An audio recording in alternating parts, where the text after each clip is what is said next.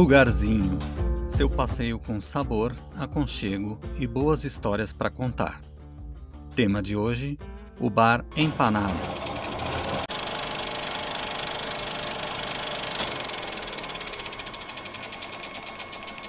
Sempre um clássico. Tá bom.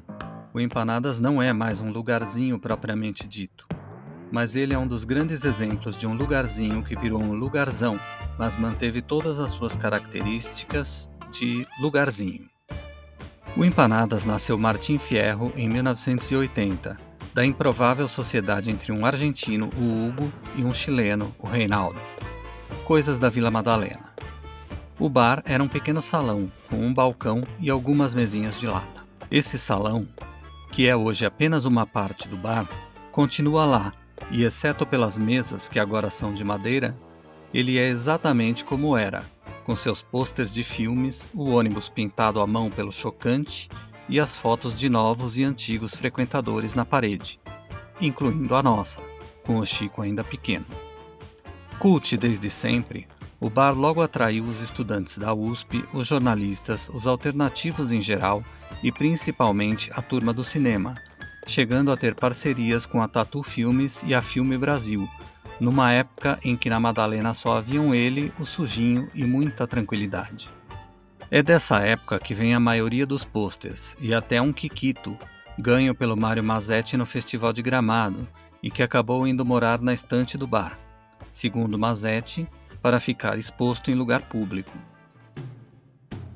Desses longínquos tempos, trago lembranças tão doidas que chego a pensar que joguei fora as memórias e guardei só alucinações. Uma delas é que sempre que eu queria encontrar o Eric e o André, numa jurássica época em que os celulares não existiam, ligava primeiro para Empanadas e só depois para as casas deles. Outra delas é do Glauco, saudoso criador do Geraldão, assassinado em 2010. No final dos anos 80 e início dos 90, ele vivia por lá, tomando cerveja, rodeado de muitos amigos e usando o bar como inspiração para muitos de seus personagens. E ainda outra, inesquecível, é do dia do impeachment de Fernando Collor, quando o bar lotado acompanhou voto a voto a decisão pela TV. E a multidão, emocionada e de mãos dadas, chorou e cantou junto o hino nacional. A comoção foi tamanha que cada um dos presentes ganhou uma cerveja por conta da casa. Foi mais ou menos nessa época que o bar mudou de mãos, sendo assumido por 4 funcionários da casa, o Robson, o Léo, o Rafael e o Santos. E de nome, passando a se chamar oficialmente Empanadas Bar, como já era mesmo conhecido por todo mundo. Aí, o que era bom ficou ainda melhor. De lá pra cá, o bar só fez crescer em fama e em tamanho, engolindo a assistência técnica e a farmácia que ficavam ao lado e ganhando espaço para a clientela, que já não cabia nas suas mesas. Acostumados com o trabalho da casa e com o contato com o público, os 4 sócios tornaram-se muito mais do que donos de bar. Viraram amigos próximos tanto dos garçons quanto dos clientes. O clima familiar entre os funcionários é tão grande que, além de muitos deles serem realmente irmãos, vários resolveram ser pais quase ao mesmo tempo, formando uma legião de crianças, hoje quase adultos, que em dias mais festivos aparecem por lá. Alguns dos garçons tiveram que tomar novos rumos durante a pandemia, mas seguem muito amigos. E aos clientes mais chegados, sempre coube perguntar ao Messias, ao Ricardo, ao Dunga, ao Elval, como vão o Gustavo, a Giovana, a Lavínia, o Ravi e por aí vai. Faltou falar das empanadas propriamente ditas. São deliciosas.